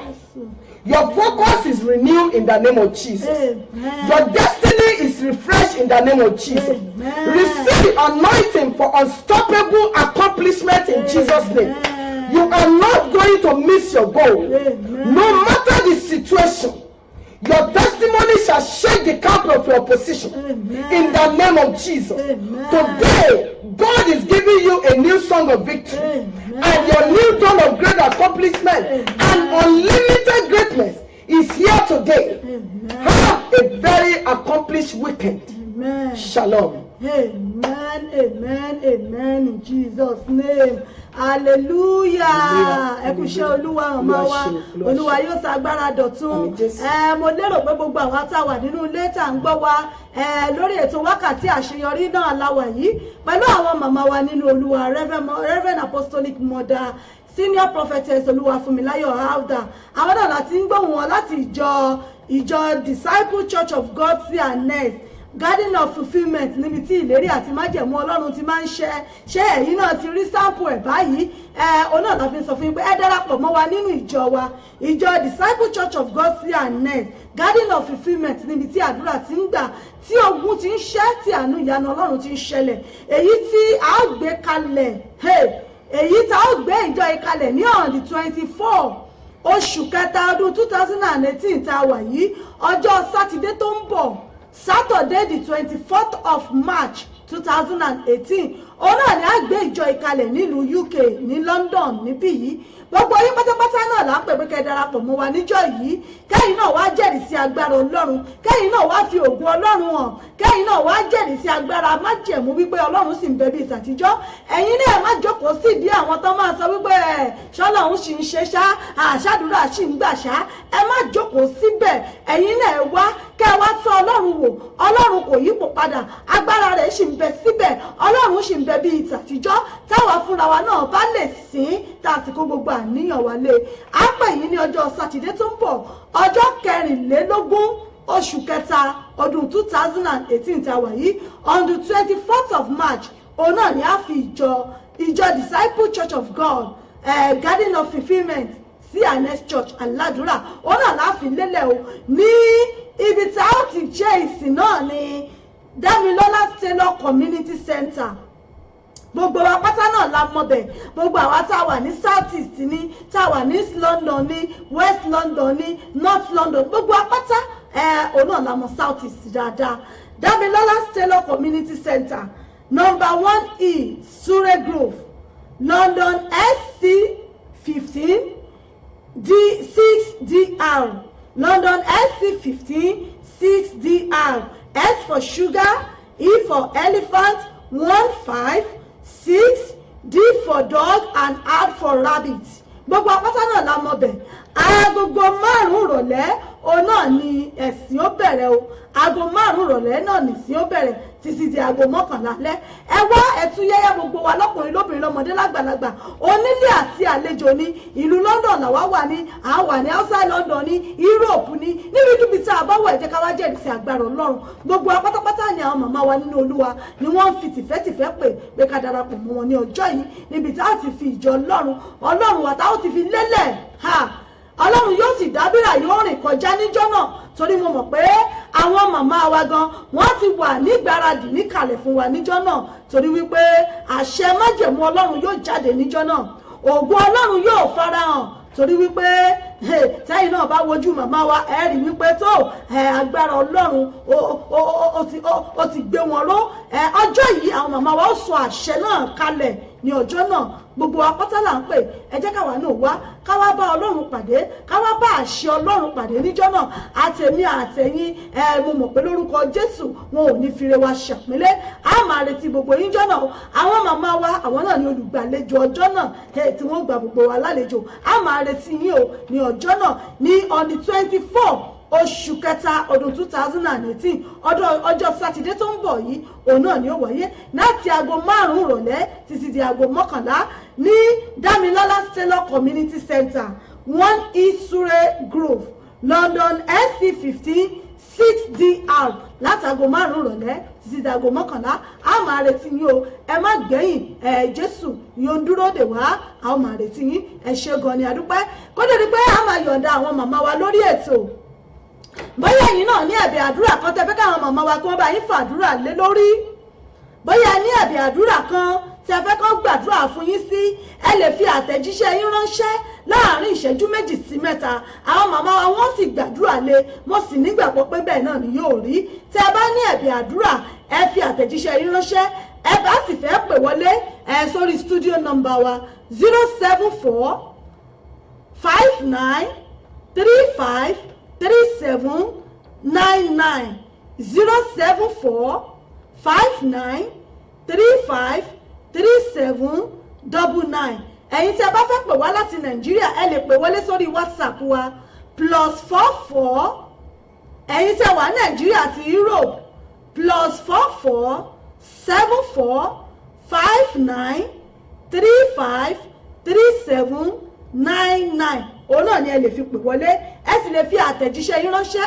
àká àwọn màmá wa wọ́n sì bá yín fi àdúrà lé ẹ̀bẹ̀ yín tí ẹ bá fẹ́ ìyá mi Olítọ̀ ẹ ṣé àríyìn gbogbo bọ́n ṣe ń pe sáàmù yẹn bẹ́ẹ̀ ni wọ́n bá wa kọ síta fáwọn èèyàn kan lè bá rí ẹ ṣeun ìyá mi Olítọ̀ ìyá mi Tóyìn Tọ́pẹ́ wọ́n ní ẹ kúrò lẹ́mà ìyá mi Ẹnì Ọmọlára wọ́n ní ẹ ló máa o àwọn náà ṣe bẹ́ẹ̀ ni wọ́n ṣe kábíyèsí ẹ ṣé gan ni ìyá mi Tóyìn Tọ́pẹ́ wọ́n ń ṣàmì Abíọ́dún Fàṣọlá ẹ ṣé Toríọlá Tèmítọ́pẹ́ Ọmọyẹni ẹ ṣé IT Foley Makeover ẹ ṣé gbogbo yín pátápátá òun náà ni à ń rí ọwọ́ yín tẹ́ bá ní ẹ̀bẹ̀ àdúrà kan tí ẹ fẹ́ kí àwọn màmá wa kí wọ́n fi àdúrà sí fún yín ẹ lè fi àtẹ̀jíṣẹ́ yín ránṣẹ́ àáká síta fún àwọn èèyàn yín lórí àwọn tó wà lọ́dọ̀ màmá wa ẹ ṣeun ìyá wa Annie Rẹ̀mí Olùkọ̀gà Àdìsá ẹ ṣé Júmi Ọmọlọ́pẹ́ ṣe ò Lovet Deborah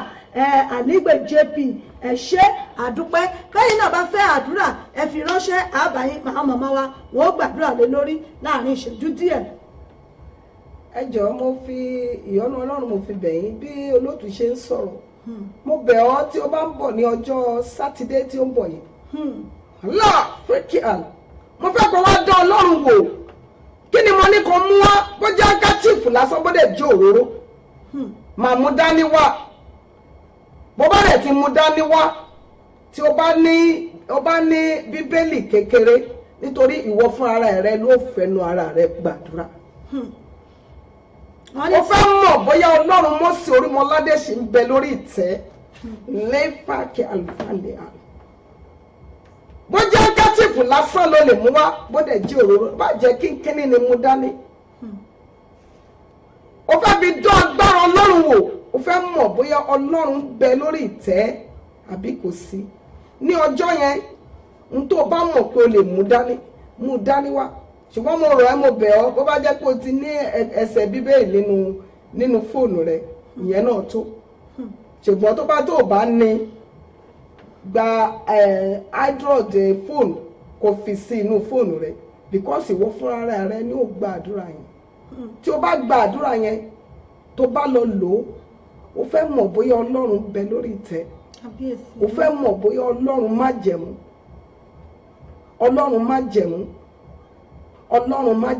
Ọlọ́run akékaka o fẹ́ mọ̀ bóyá ó ń bẹ lórí ìtẹ́ ra Ọlọ́run tàbí òróró bẹ́ẹ̀ ni Ọlọ́run agbọ́ ti Jésù má gbòyìnbó má tẹ̀ fàhìm Ọlọ́run agbọ́ ti Jésù má gbòyìnbó òun ló fẹ́ ṣiṣẹ́ ní farimila ó dẹ̀ lè wá ṣùgbọ́n tí o bá wá tí o kò bá mú kí n wá mú tí o bá wù ẹ́ nínú èso tí o bá wà ní ilẹ̀ ó yá mú màá sọ fún ẹ tí o fi ṣe o fẹ́ rí àmì o fẹ́ mọ̀ ẹ́ pé Ọlọ́run akékaka Ọlọ́run agbọ́ ti Jésù má gbòyìnbó Ọlọ́run Mósè Orímọládé tí wọ́n là ṣe ó ṣì wà bẹ́ẹ̀ ó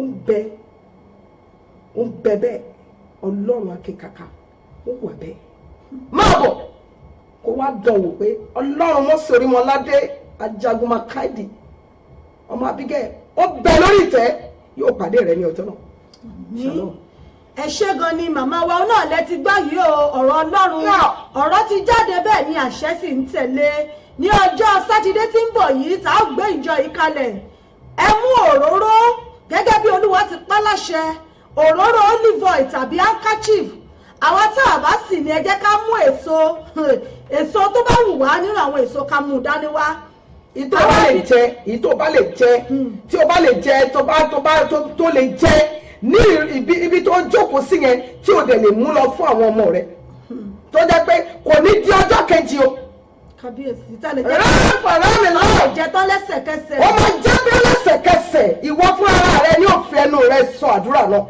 Ó wá fẹ́ wò pé ṣé Ọlọ́run Mósè Orímọládé bẹ lórí ìtẹ́? Ọlọ́run akẹ́kàkà, Ọlọ́run agbọ́ tí Jésù bá gbòyìnbó ṣé ó sì wà? Mo fẹ́ mọ̀. Wà á mọ̀ ní ọjọ́ náà pé ẹ̀rí ńlá ẹ̀rí ṣì ń bẹ. Ẹ̀rí wà. Ẹ̀rí ò kúrò níbi tó wà. So òun náà lẹ ti gbọ́ láti ẹnu àwọn màmá wa lórúkọ Jésù, ire wa kò ní di àpínlẹ̀ wọn ní fi ire wa ṣe tẹlòmíì lágbára lọ́dọ̀ Ọlọ́run. A máa retí gbogbo yín ní ọjọ́ sátidé tó ń bọ̀ yìí látago 5 ìrọ̀lẹ́. Ẹ jẹ́ ká gbé orin díẹ̀ náà, a máa retí bóyá ẹ ní ẹ̀bì àdúrà tẹ́ fẹ́ fi ránṣẹ́ kó tó di pé a máa dágbére. Ẹ jẹ́ gbórin díẹ̀ náà kó tó di pé a máa dágbére lórí ètò.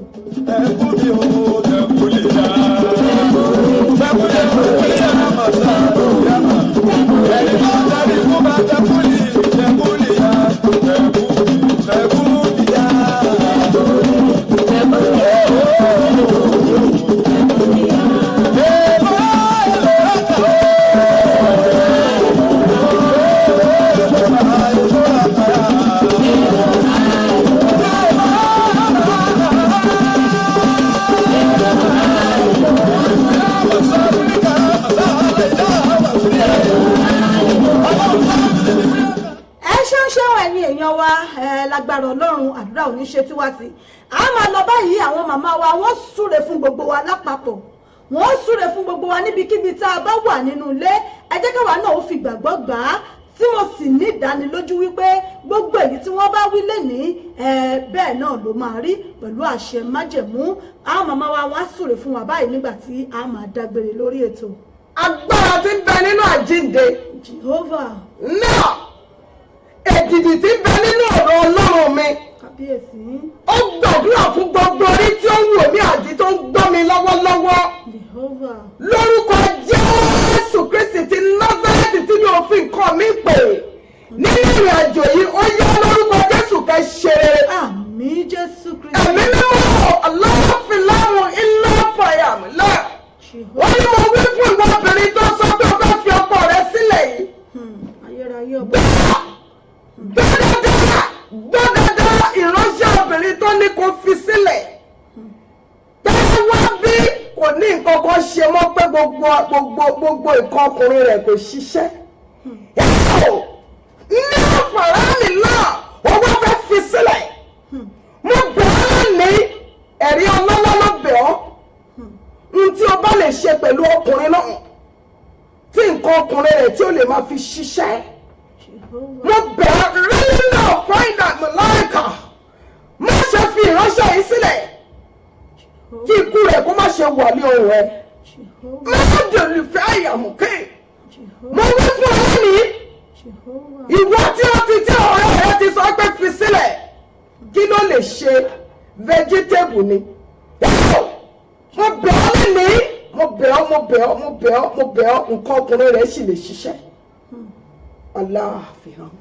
Nǹkan ọkùnrin rẹ̀ sì lè ṣiṣẹ́. Ìwọ ni yóò gbé ọwọ́ rẹ̀ sókè. Ìwọ àti rẹ̀ ni yóò gba àdúrà yìí. Ọwọ́ ènìyàn ló wà níbẹ̀. Ọwọ́ ènìyàn ló wà níbẹ̀. Mo bẹ̀ ọ́ lẹ́ni Ẹlẹ́dùmarè. Ìwọ ìránṣẹ́bìnrin yìí, o kò gbọ́dọ̀ fi ọkọ rẹ sílẹ̀. O kò gbọ́dọ̀ fi sílẹ̀. Mo wí fún ọ tí o bá fi sílẹ̀, ìránṣẹ́ náà kò ní mú ọdún yìí jẹ. Ṣé o fẹ́ kí ikú rẹ̀ wà ní ọwọ́ rẹ ni? Ṣé o fẹ́ kí àwọn ọmọ rẹ̀ kí ó bẹ̀rẹ̀ sí sọ̀rọ̀ nípa rẹ̀? O mọ̀ pé wọ́n fún ẹ lórúkọ ṣá. O mọ̀ pé wọ́n fún ẹ lórúkọ ṣá. Lẹ́yìn ọmọ 3 kí ló tún fẹ́? Ẹ̀mí mímọ́ ló gbé ẹ jáde lénìí. Ṣùgbọ́n wọ́n wí fún ọ lónìí sẹ́.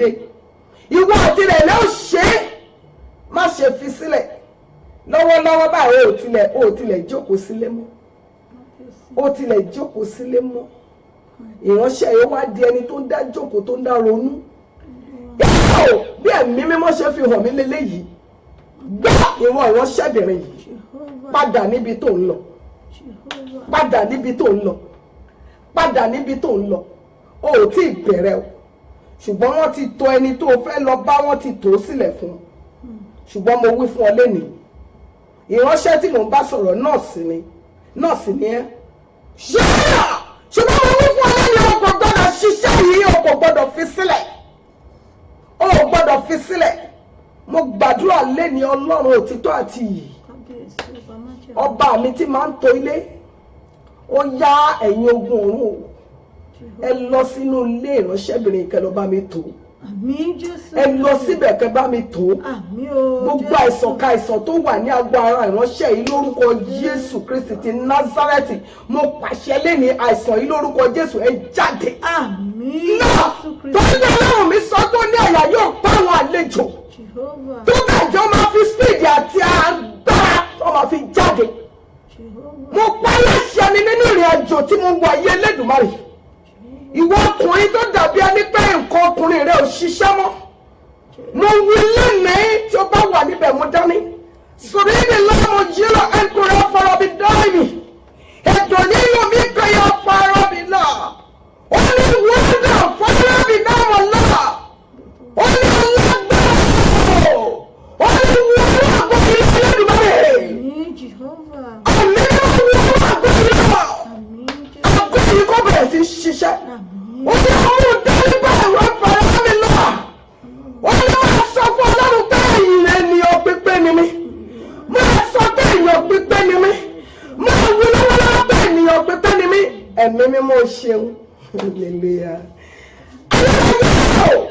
mo gbé ọ̀gá nítorí pé ìgbà tí máa ń pè ló máa ń dá mi lóhùn Ọlọ́run gba ọpẹ́ Ọlọ́run gba àyìn mo gbàdúrà fún gbogbo orí tó ń wò mí àti tó ń gbọ́ lórúkọ Jésù orí rẹ ò ní gba ẹ orí rẹ ò ní gba búburú rere ni ó máa gbà ní gbogbo ibikíbi tó bá dé ní gbogbo ibikíbi tó bá dé ní orígun mẹ́rin ayé iye Elédùmarè ó yá orí rẹ kó sọrí lórúkọ Jésù orí rẹ kó sọrí lórúkọ Jésù orí rẹ kó sọrí lórúkọ Jésù orí rẹ kó sọrí ìṣẹ̀dá rẹ kó gbé wọn ayọ̀ wá báyìí ìṣẹ̀dá rẹ kó gbé wọn ayọ̀ wá báyìí lórúkọ Jésù àwa ìyá àwọn bàbá lórúkọ Jésù wàá jẹ wọn mọ́ lórúkọ Jésù wàá jẹ wọn mọ́ àṣẹ Ọlọ́run ni wàá jẹ wọn mọ́ tí a bá rí alágbára tó lóun fẹ́ dájálẹ̀ láàrin ọmọ àti ìyá ó yá irú alágbára bẹ́ẹ̀ lórúkọ Jésù kan jẹ́ kó yá wèrè lórúkọ Jésù jẹ́ kó yá wèrè nítorí pé Ọlọ́run sọ nínú ọ̀rọ̀ rẹ̀ ó ní you will eat the fruit of your labour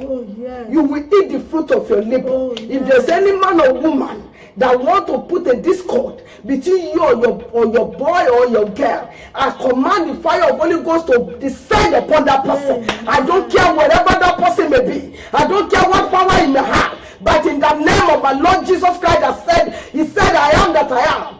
He said, I am that I am, the God that said, I'm the Almighty God, the God that changes not. Any man or woman that want to put a discord between you and your children, I command, let the fire of Holy Ghost, fire of Holy Ghost, fire of Holy Ghost descend upon that person. In the name of Jesus. Lórúkọ Jésù wàá ṣe rere. Lórúkọ Jésù wàá jẹ wọn mọ́. Lórúkọ Jésù wàá fẹ̀yìntì. Wàá jẹ wọn mọ́. Iṣẹ́ ọmọ jiná fún ẹ. Iṣẹ́ ọmọ jiná fún ẹ. Gbogbo àwọn ọmọ náà wàá ṣoríire. Lórúkọ Jésù wàá ṣoríire. Wọ́n á di lọ́yà. Wọ́n á di dọ́kítọ̀. Wọ́n á di physician. Wọ́n á di musician. Wọ́n á di olókìkí. Orí bẹ́ẹ̀ kò yí padà. Bẹ́ẹ̀ ni ó rí. Jésù Olúwa wa. Àmín. Àmín. Àmín lórúkọ Jésù. Shalom. Hallelujah, hallelujah, hallelujah. Ọpẹ́ ni fún Ọlọ́run. ẹ ṣeun gbogbo ẹ̀yin bàbá ẹ̀yin màmá wa gbogbo ẹ̀yin tẹ́ darapọ̀ mọ́ wa lórí ètò wa wákàtí àṣeyọrí lénìí adúpẹ́dúpẹ́ lọ́wọ́ yín mo mọ̀ wípé oore ọ̀fẹ́ tá a rí gbà lónìí àjẹmọ́nú ni yóò jẹ́ fún wa lórúkọ Jésù gbogbo èyí tó sì ti tú láyé wa lénìí lórúkọ Jésù kò ní padà mọ́ gbogbo èyí tó sì ti wọnú ayé wa ní rere lórúkọ Jésù kò ní jáde mọ́ ire ayọ̀ ire ìdùnnú kò ní wọ́n nínú ilé wa ẹ ṣé gan ni lórí ètò wa wákàtí àṣeyọrí tó wá láti ìjọ Disciple Church of God CNS Church Aládùúrà Garden of Fulfilment náà ló ti wá pẹ̀lú àwọn màmá wa nínú Olúwa Reverend Apostolic Mother Senior Prophetess Olúwafúnmiláyọ̀ Alda àwọn náà ni màmá wa tó ti ń bá wa sọ̀rọ̀ Ọlọ́run látàárọ̀ tí wọ́n sì ń fi àdúrà tí wọ́n ti fi ń jagun fún wa lórúkọ Jésù Olúwa yóò máa ṣagbára dọ̀tún mà ẹ ò ní kú sọ́nà bí èéfín a ó máa rí yín bá ọ̀pọ̀ aládé kò ní sọ̀wọ́ yín bàjẹ́ ẹ ṣé gan ni a dúpẹ́ lọ́wọ́ gbogbo yín tẹ́ darapọ̀ mọ́ wa gbogbo ẹ̀yin màmá wa bàbá wa ẹ ṣé o lórúkọ Jésù a ó ṣe débi èrè a máa lọ lẹ́ni báyìí a tún padà níjọ́ mẹ́jọ pẹ̀lú àṣẹ Èdùmàrè láti lè ṣe wa ìbílẹ̀ rédíò òun náà lẹ ti ń gbọ́ wa láti ìlú London ní ìlú UK ẹ ṣé gan ni àdúpẹ́ gbogbo ẹ̀yin tẹ́ darapọ̀ mọ́ wa lórí ètò gbogbo ẹ̀yin bàbá wa ẹ ṣé gan ni àwọn dádì wa wo nìyẹn. àwọn bàbá wa Odùṣọ̀gá ẹ ṣé gan ni bàbá wa nínú Olúwa ẹ ṣé àdúpẹ́ a máa lọ báyìí a tún padà níjọ́ mẹ́jọ pẹ̀lú àṣẹ Èdùmàrè títí ìgbà náà rèé ká sùn láyọ̀ ká jí láyọ̀ ire ó dàárọ̀ shalom.